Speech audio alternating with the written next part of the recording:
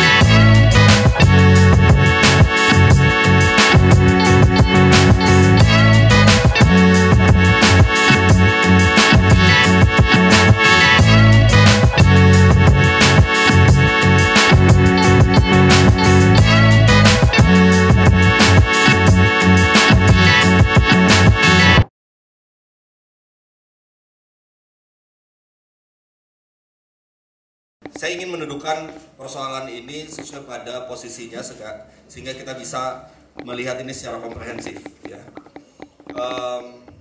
Yang pertama tadi sudah dijelaskan oleh Bang Agus Jabo ya, mengenai apa yang menjadi latar belakang Partai Prima mengajukan gugatan. Ya.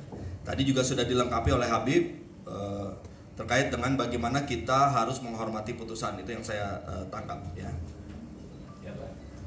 Nah, Bang Agus Jabo ini memang saya kenal sejak lama ya, sebagai aktivis zaman Orde Baru juga sudah berjuang bersama-sama juga Bung Habib ini ya.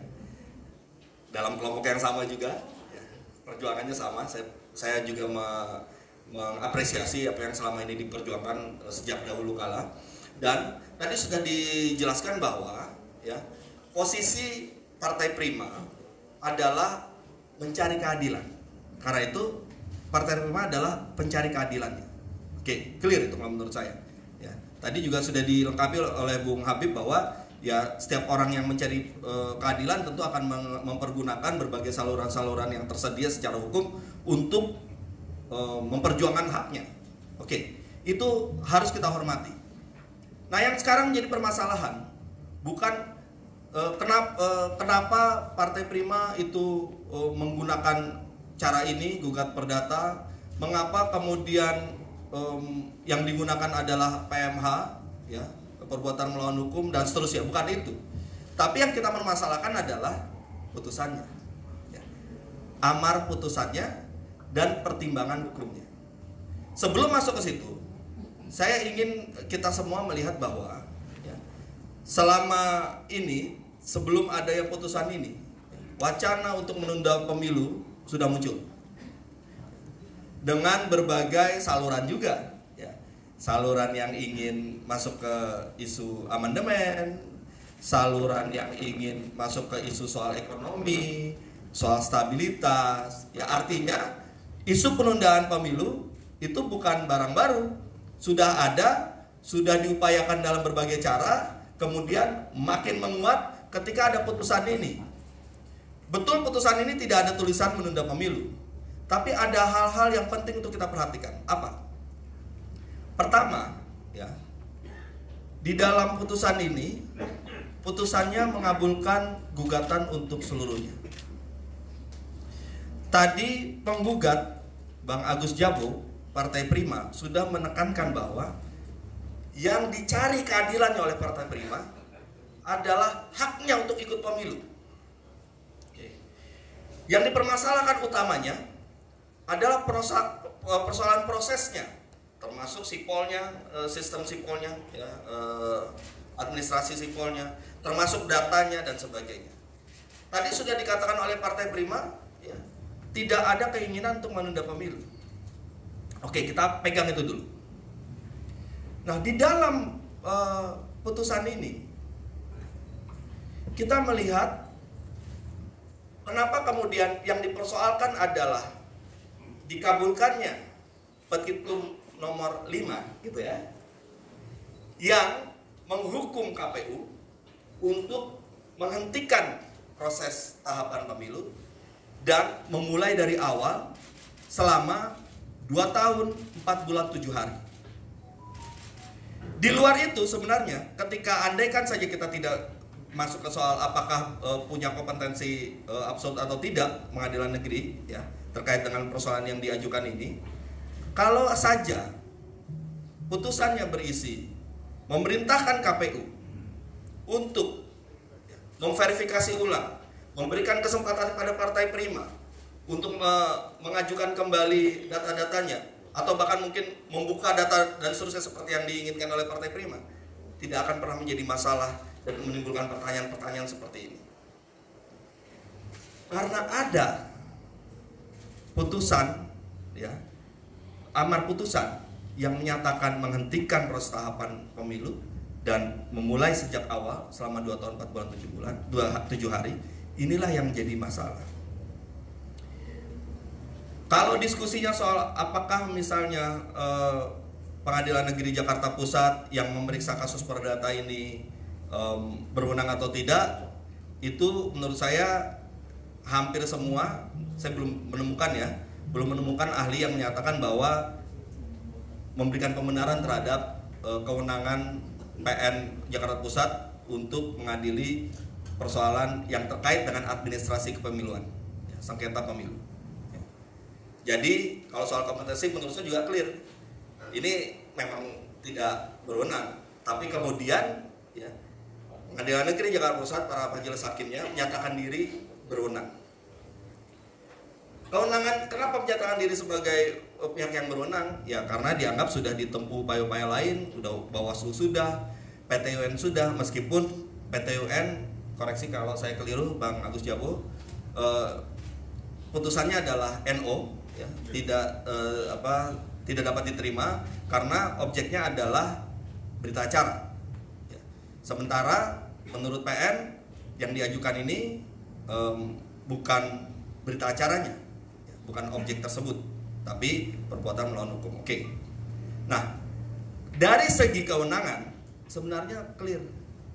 Undang-undang sudah jelas menunjukkan bahwa persoalan sengketa kepemiluan, administrasi pemilu itu larinya ke PT UN.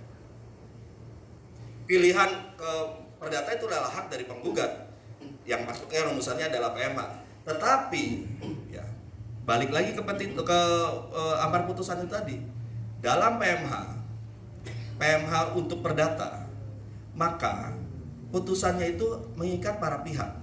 Setiap orang yang dirugikan berhak atas penggantian atas kerugian tersebut. Penggantian atas kerugian tersebut bisa material, bisa bentuk uang, bisa bentuk pemulihan keadaan. Maka dari itu, ketika misalnya saja putusannya anggaplah dianggap berwenang, kemudian putusannya adalah memulihkan keadaan Partai Prima, itu tidak jadi soal. Tapi ketika putusannya kemudian melebar sampai keluar dari konteks perdata yang hanya mengikat para pihak, yaitu berakibat pada penundaan pemilu, ini yang kemudian jadi masalah. Ini kemudian yang kemudian menimbulkan pertanyaan-pertanyaan, kok sampai segitunya majelis hakim ya mengabulkan petitum yang meminta agar proses tahapan ini dihentikan, kemudian dimulai dari awal selama 2 tahun 4 bulan 7 hari. Oke. Saya coba baca pertimbangannya, saya coba pelajari pertimbangannya. Ternyata maaf Bang Agus Jabo, pertimbangannya tidak memadai. Hanya kemudian menguraikan saja apa isi dari gugatan, ya.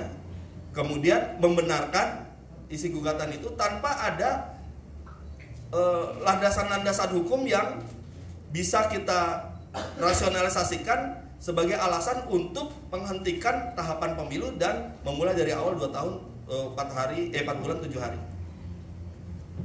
Yang berikutnya, tentu kita bertanya-tanya, kenapa kemudian angkanya adalah 2 tahun 4 bulan 7 hari? Karena di dalam gugatan ini disebutkan tahapan pemilu sejak awal sampai pelantikan, yang memang totalnya 2 tahun 4 bulan 7 hari. Nah, bagaimana kita bisa masuk di akal kita ketika majelis hakim memerintahkan proses ini sejak awal, dari mulai perencanaan sampai pelantikan perhitungannya. Kalaupun dianggap saja kemudian petitum nomor 5 dari gugatan ini dikabulkan sebagian, kemudian bentuknya adalah memberikan kesempatan, memberikan ruang, meminta KPU untuk menyusun ulang agenda agar memberikan kesempatan bagi partai yang dirugikan ini untuk mempertahankan haknya, itu masuk akal. Tapi ketika kemudian amar putusannya itu mengulang dari awal, dari sejak perencanaan sampai pelantikan, itu yang tidak masuk akal. Nah, ketika putusan baik itu amarnya maupun pertimbangan hukumnya tidak masuk akal, tentu cukup wajar kalau menurut saya ketika banyak pertanyaan-pertanyaan, ada apa ini? Mengapa kok bisa begini? Mengapa begitu berani majelis hakim memutus sesuatu hal yang terang benderang? Kalau menurut saya ini terang benderang. Oke, sekarang apa yang harus dilakukan? Tentu betul kata Bung Habib, satu-satunya jalan adalah banding KPU. Memori bandingnya harus kuat, KPU-nya jangan masuk angin, jangan sampai memori bandingnya lemah, yang akhirnya putusan PT-nya membenarkan putusan PN. Jangan sampai seperti itu, yang pertama. Tapi yang kedua juga, yang paling penting adalah putusan PN ini hanyalah salah satu hal saja dari desakan, dorongan pihak-pihak tertentu yang ingin menunda pemilu. Putusan ini mudah dipatahkan kalau misalnya pengadilan tinggi dan MA itu clear, ya, artinya paham bahwa putusan ini keliru, utamanya soal penundaan yang berdampak pada penundaan pemilunya itu bermasalah, maka pasti dibatalkan. Kalau PT dan MA-nya clear, ya tidak ada yang main-main di situ, berjalan lurus dan sebagainya, sangat mudah untuk menyatakan petitum tersebut atau amar tersebut akan dibatalkan. Entah putusannya dibatalkan atau paling tidak amar tertentu dibatalkan. Itu clear. Nah, tapi yang jadi masalah adalah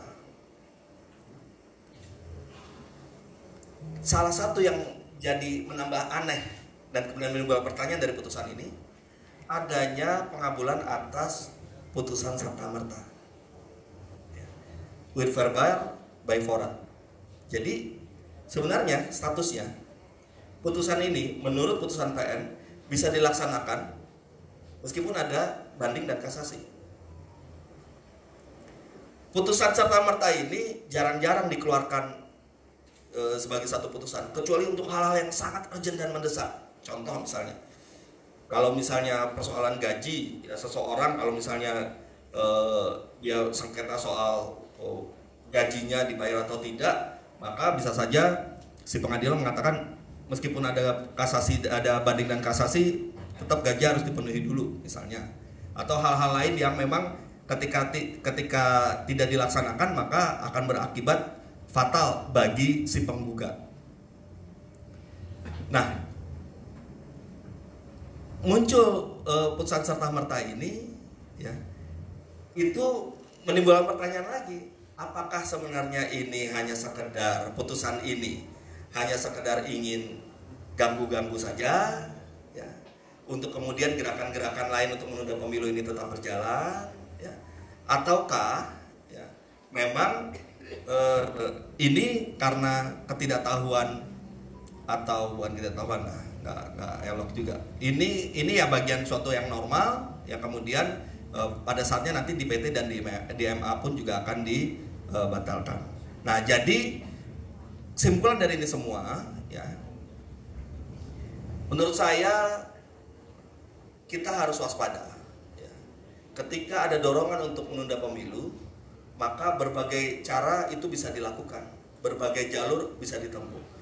Putusan ini bukan penggugatnya ya, sekali lagi ya, penggugat ini pencari keadilan. Bentuk putusan yang seperti ini hanya salah satu saja. Ini hanya alat saja yang bisa kemudian membuat orang nanti akan mempermasalahkan lagi nih tahapannya nih. Jangan salah ya. Nanti tahapannya dianggap bermasalah karena sudah ada putusan serta-merta, dipersoalkan lagi keabsahan prosesnya dan seterusnya, bisa saja terus-menerus seperti itu. Nah, karena kita ini punya konstitusi sudah clear bahwa harus dilaksanakan selama 5 tahun, maka putusan ini pun jika pun dianggap harus dilaksanakan, entah itu ketika nanti sudah selesai di PT atau di MA, atau dianggap putusan serta-mertanya harus dijalankan, secara akademik ada pertanyaan soal bagaimana mengeksekusinya, khusus untuk yang petitum nomor 5 tadi. Nah, petitum nomor 5 soal menghentikan tahapan dan memulai dari awal 2 tahun 4 bulan 7 hari. Kenapa menjadi sulit untuk dieksekusi? Karena putusan perdata itu hanya mengikat para pihak. Ya, pihaknya dipulihkan, diberikan ganti kerugian. Orang yang dianggap telah melakukan perbuatan melawan hukum, dia harus punya kewajiban-kewajiban tertentu. Nah, kalau kemudian eksekusinya berakibat pada pelanggaran konstitusi, pelanggaran pada perintah konstitusi untuk menyelenggarakan pemilu 5 tahun, maka itu tidak bisa dieksekusi. Oleh karena itu, saya menilai bahwa putusan PN Jakarta Pusat ini non-executable, tidak bisa dieksekusi. Kalau mau dieksekusi, dia melanggar konstitusi. Jadi sebenarnya tidak terlalu bermasalah sepanjang memang KPU juga memandang bahwa ini non-executable.